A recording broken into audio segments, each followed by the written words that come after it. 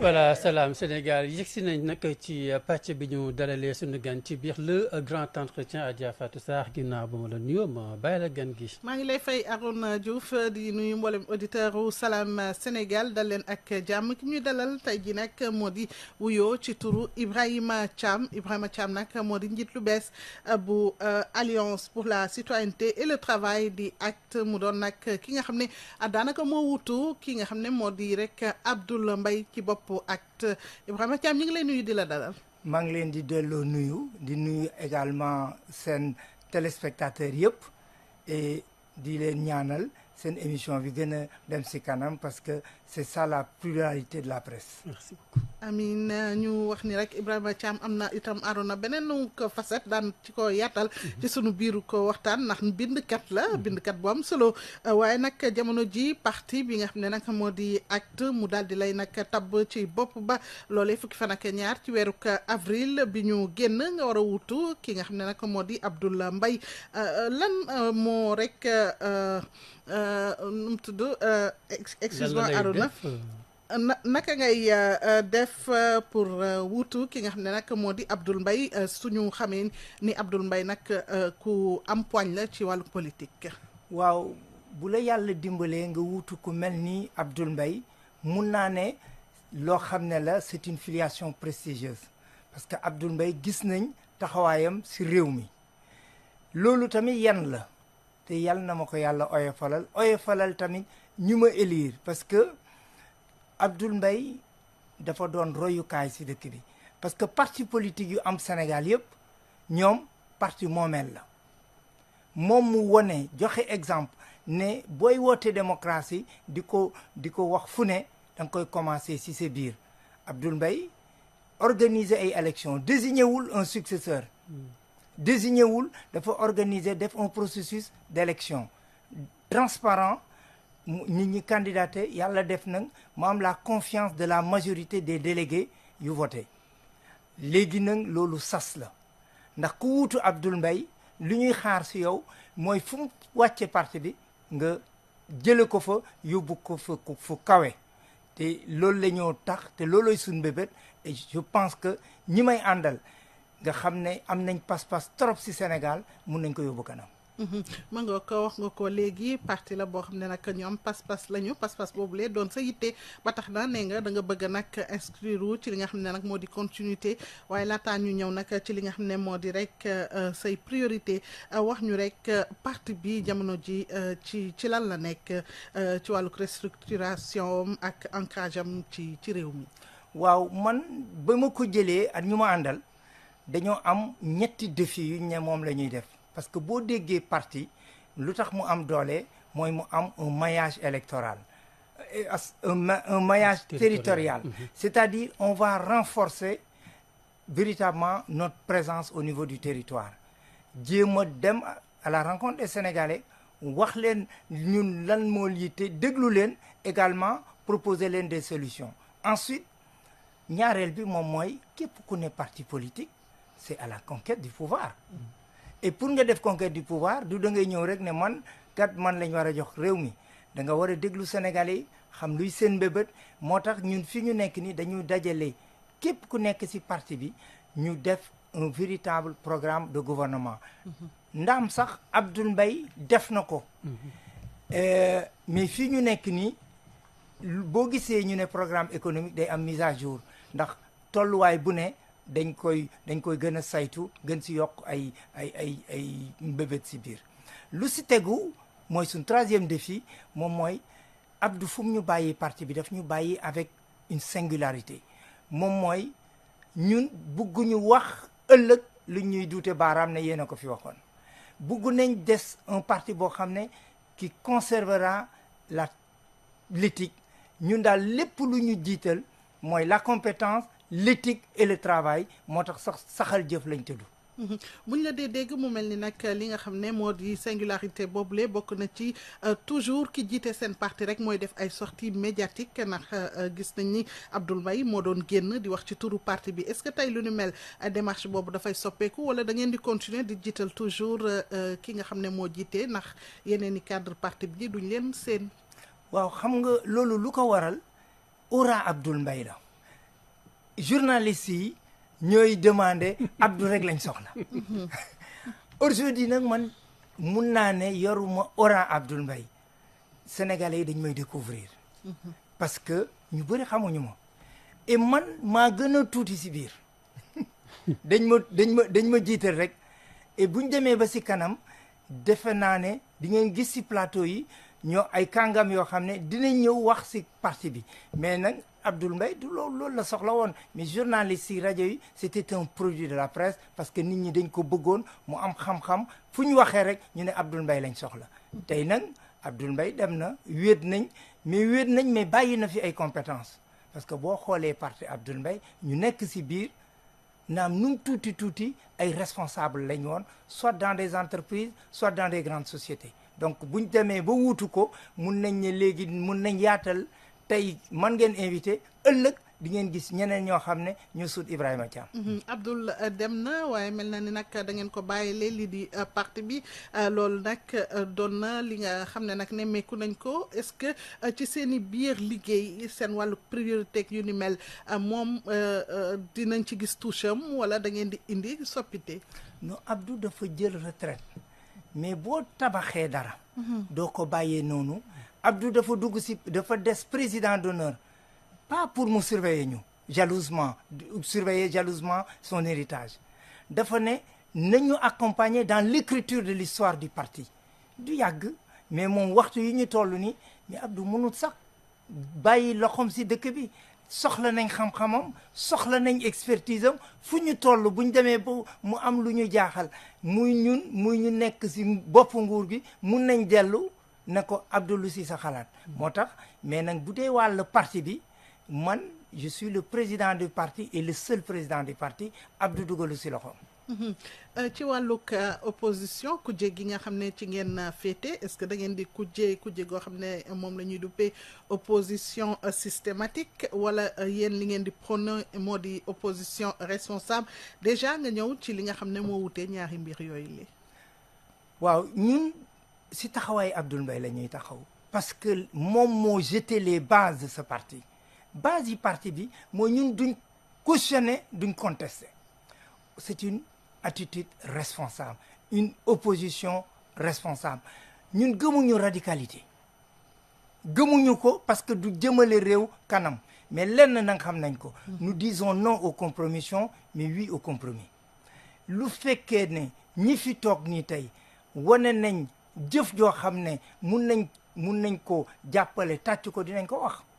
ndax loolu mooy demal Sénégal kanam mais bu fekkee ne tamit def nañ lu saafaanu dinañ taxaw jàmbaarloog ñoom ne leen li ngeen def ni ñu ànd ñu si d'ailleurs sax c'est ce qui m'a poussé durant toute l'année ma xool décision yu ñu jël yëpp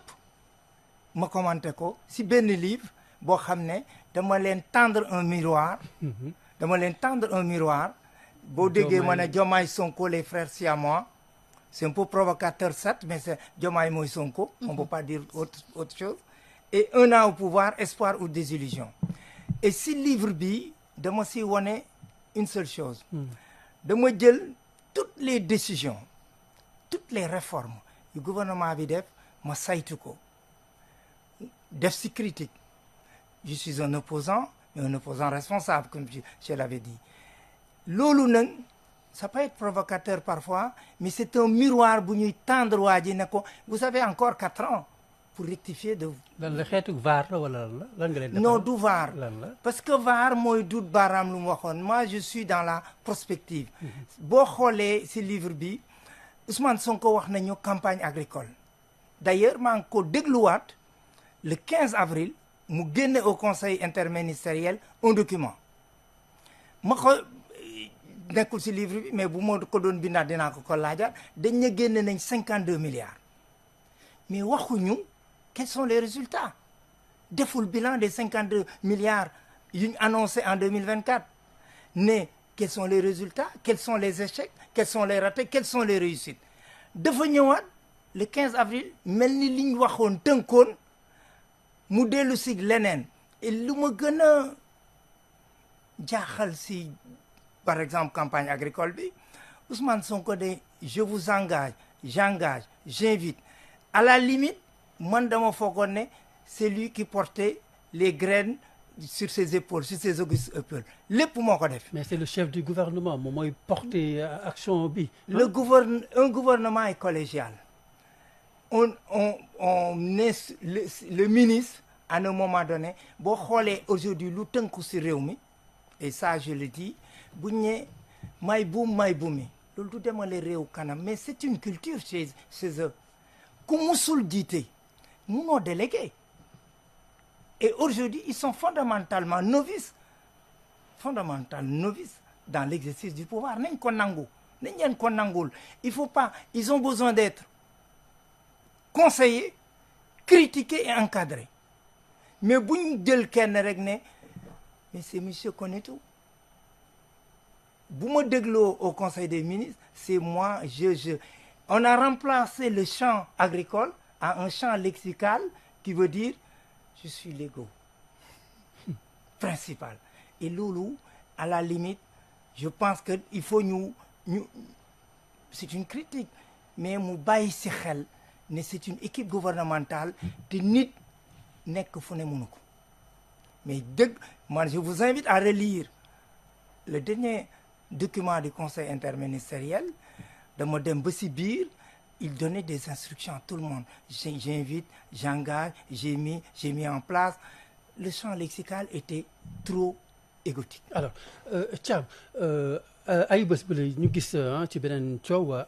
conseil constitutionnel mu daal di niilal loi interprétée tey bu amnistie bi texte bi nga xamante ni dañ ko voté woon jamonoy Macky Sall ngir baale jéggale mais biñ ko jooyantee tuuti conseil constitutionnel déet du ci dal lan moo ci sa commentaire. waaw commentaire bi sax def naa ko au niveau public parce que damay fàttali Abdoul Mbaye le 15 mars disait quand on est contre une loi on l'abroge tout simplement c'est simple munoo ne da ngay jël une loi avec des interprétations douteuses aujourd'hui moi je suis pas juriste mais dama ne bu fekkee ne da nga contre dara on l'abroge on l'interprète pas heureusement les sages ont rendu une décision sage que aujourd'hui soit ñu delluwaat assemblée ne on abroge la loi mais on peut pas interpréter une loi c'est une interprétation entre les amis pour les amis également moo tax ñun ci suñu wàllu bopp dañoo taxawal dès le 15 mars bañ ko annoncé ne ñu ne leen c'est simple soit vous êtes d'accord pour l'amnistie que vous avez bénéficié d'ailleurs je l'écris dans le livre ou bien ngeen ne dañ ko contre ngeen abrogé ñu def bal bi ci suuf ñu jàll ñëpp teg mais munoo taxaw ne lii laa bëgg ñuy interpréter dem nañ nag Sénégal muy opposition bi muy parti au pouvoir dem nañ ku ne am na victoire fi mu ne kenn xamul ko gagné mais ñu wut Amadou Ba bu doon interpréter les lois ñu jugé ko inconstitutionnel nan la mun a bàkkoo Ousmane Sonko mu ko jiitaloon Assemblée nationale mais c'est une mascarade qu'on a arrêté na xam Sénégalais yi xam ne lenn moo xew opposition bi ñoom ñoo porté ko devant le conseil constitutionnel ñoom dañoo contrôle donc c'est une victoire de l'opposition quoi que l'on puisse dire mais aujourd'hui boo duggee bu ma déggoo nit ñi ñëpp a gagné lii lañ soxla woon parce que léegi les crimes de sang sont imprescriptibles et c'est totalement faux les crimes qui sont imprescriptibles c'est le génocide les crimes contre l'humanité et autres mais tout le reste est couvert par le champ de l'amnistie.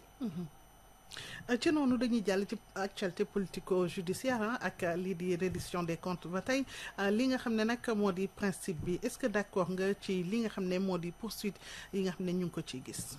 après man dama ne képp ku lekk alali réew mi daf ko war a gokki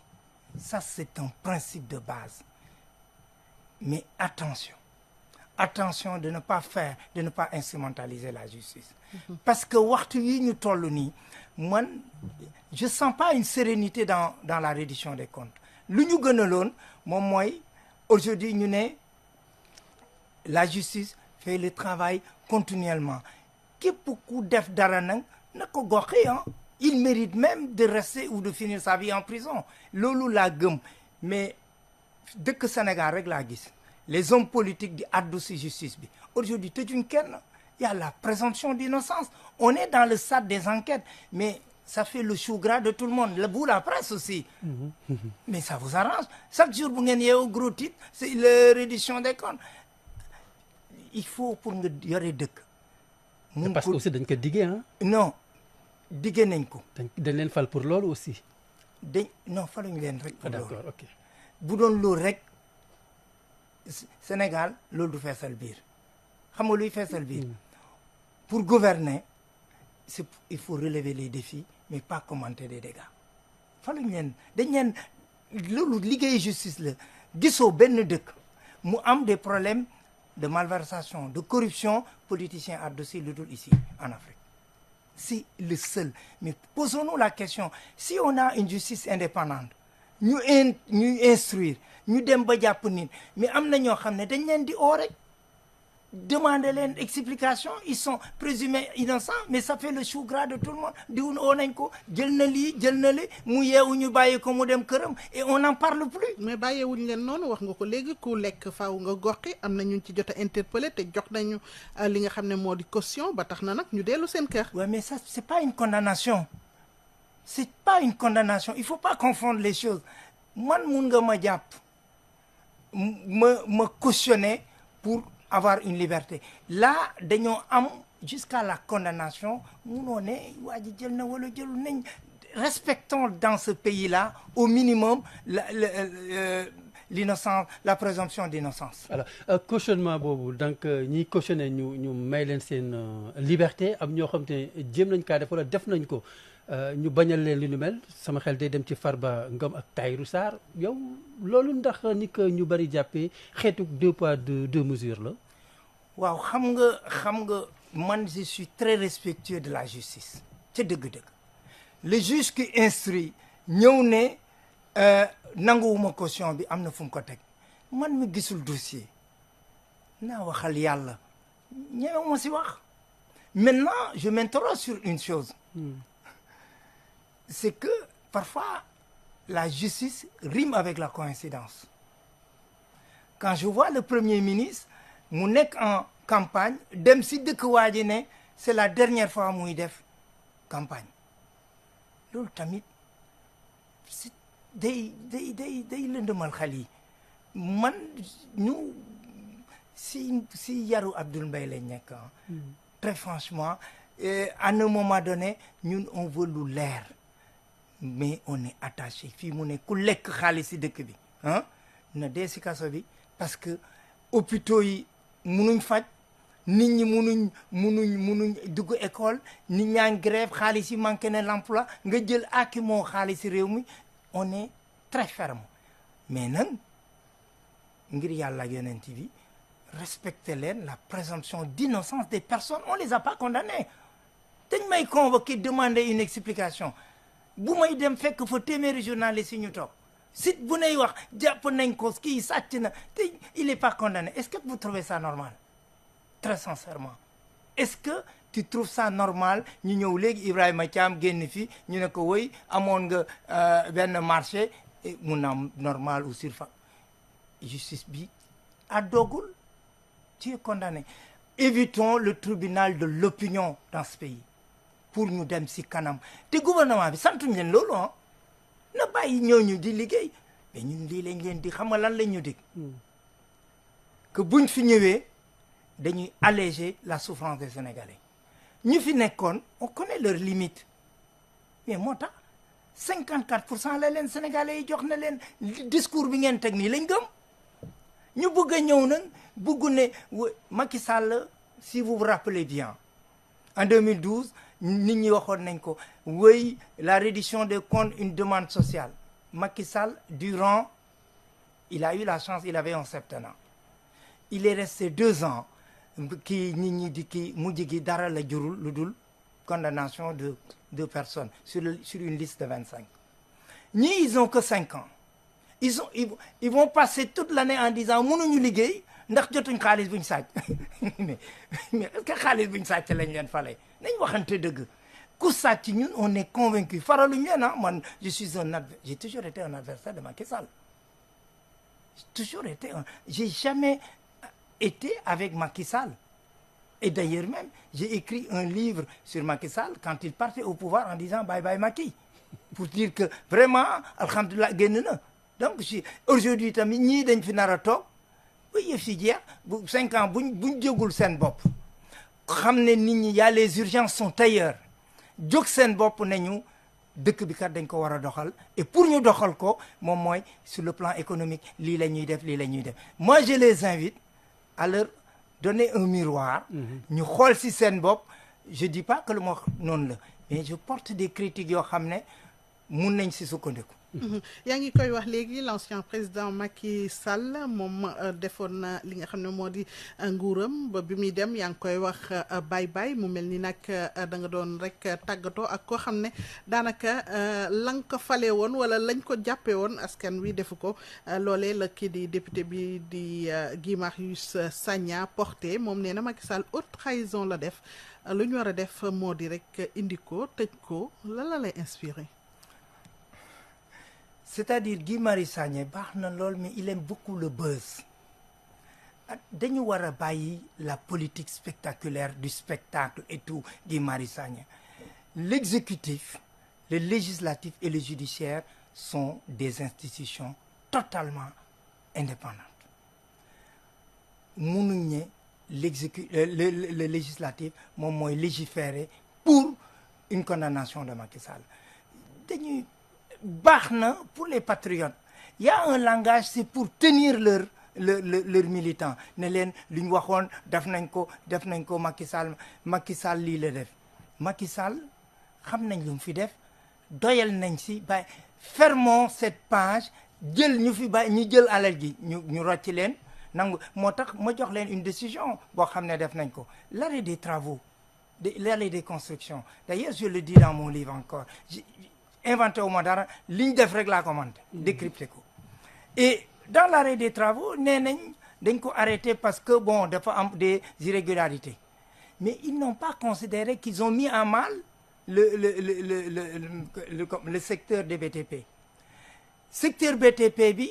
arrêté nañ seen liggéey parce que c'était des commandes arrêté nañ leen donc amatuñu rentrée d'argent et le pire le manœuvre bu ñu doon jël mais liggéeyatul te ñun xam nañ ne ñun ñëpp suñ salaire yi moomuñu ko suñ njaboot dafa am ñu nekk si ñuy wutu suñ gannaaw la troisième chose kuy jaay caaf wala ngay jaay lekk si travaux yi mais tu bénéficies de cela mais qu'est-ce qui se passe arrêté nañ ko moi si j'étais à leur place si j'étais leur conseiller dinaa ne leen bàyyi leen ñëpp liggéey ñu si nekkul naka su dul noonu nga nangu ko ça fait que gagnant la l'État va récupérer une chose mais taxaw bëgg a woon nit ñi c'est pas normal arrêté nañ ko moi j'ai trouvé que c'est pas une mesure intelligente. Alors très rapidement parce que temps bi daanaka nag mi ngi ñuy xoj daanaka fii ak weer le 28 mai exactement kii di njiitu réew mi ngi rek woote dialogue national est-ce que yéen seen parti daal dinañ leen convoqué ci li nu mel ak bu amee yéen ñooy terme de référence yi. waaw dinañ dem. parce que xam nga si njëlbeen da nga ne ma nan ngeen di opposé woo ñu ne la nous on est une opposition responsable. fu ñuy ootee nag waxtaan si réew mi. dinañ teew di ñëwuñ nag pour contester. ñëwuñ tamit pour cautionner ah dañuy ñëw déglu apporter notre contribution. On a reçu les termes de référence mais ça reste très littéraire très holistique comme ils disent dans le texte d'ailleurs. bu ñu demee nag ba ñëw ba nga xam ne egsi nañ bés ba egsi nañ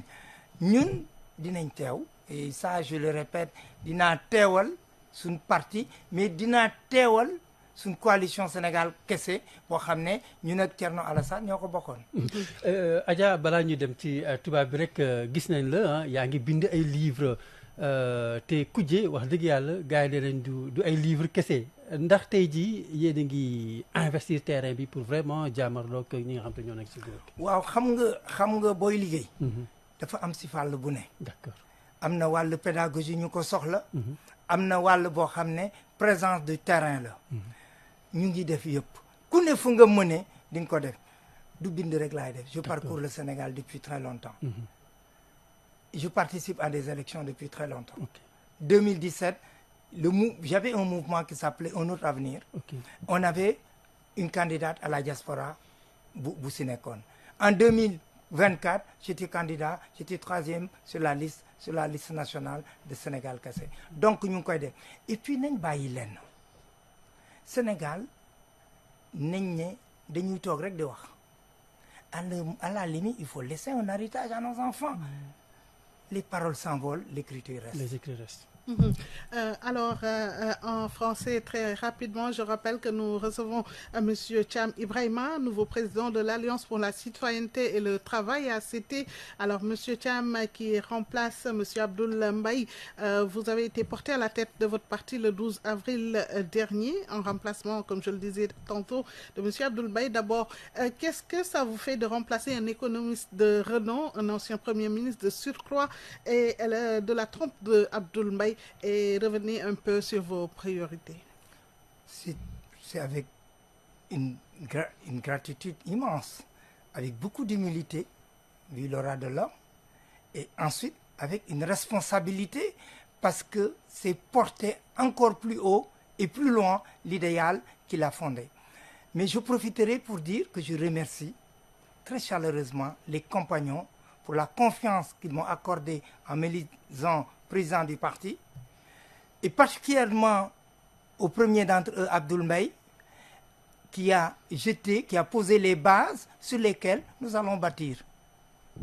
D'accord. Alors, revenez un peu sur vos priorités, d'autant plus que vous prônez une opposition responsable. En fait, nous avons 3 défis majeurs dans ce parti, qui sont nos 3 objectifs. D'abord, c'est renforcer l'ancrage territorial. Ensuite, c'est comme tout parti politique, c'est d'aller à la conquête du pouvoir. Et enfin, nous voulons préserver notre singularité, c'est-à-dire mettre la compétence et l'éthique au cœur de nos actions politiques. Le 28 mai prochain, le chef de l'État a convié toutes les forces vives de la nation à un dialogue national. D'abord, votre parti a reçu sa convocation et les termes de référence. Nous avons bien reçu effectivement l'invitation. Nous irons au dialogue parce que nous considérons tout acteur politique responsable doit répondre à un dialogue. Parce que c'est avec le dialogue. J'espère que nous n'aurons plus les dialogues de Macky Sall. C'est-à-dire des dialogues maquillés, comme son nom. Ce que nous aimerons voir avec avec le nouveau pouvoir, c'est véritablement un dialogue pour une construction politique. Il y a beaucoup de choses il y a des réformes à faire sur le parrainage, il y a également des réformes à faire sur, par exemple, l'aide aux partis politiques, avec des droits et sur les droits et les obligations des partis politiques. Il y a énormément de pistes à réfléchir. C'est pourquoi nous serons, je dirais, très heureux de participer et de contribuer surtout au dialogue national. Voilà, alors nous arrivons bien sûr au terme de l'émission du grand format de l'invité Salam Sénégal. Merci à vous, Monsieur Ibrahima Thiam, nouveau président de l'Alliance pour la citoyenneté et le travail, d'avoir répondu à notre invitation. Merci beaucoup, jërëjëf. Voilà, merci beaucoup Ibrahima Thiam, moom mooy njiital ACT waaye itam moom bindkat la, l'auteur de l'ouvrage Diomaye Sonko, les frères siamois, un an au pouvoir, espoir ou désillusion, donc aux éditions Aïda Édition. Merci beaucoup. Salam Sénégal di dellu si suba ak jàmm. Bu dee saa nag li ñu waxtaan nag sunu gan gi nag ubbi leen mbokk auditeurs yi bu mu jokkoo bi ngeen mën ca réagir. Salam alaikum Sénégal ngi maaleykum salaam Sénégal ngi nanga def sawa Sénégal ngi maa ngi fii c'est ça Sénégal ngi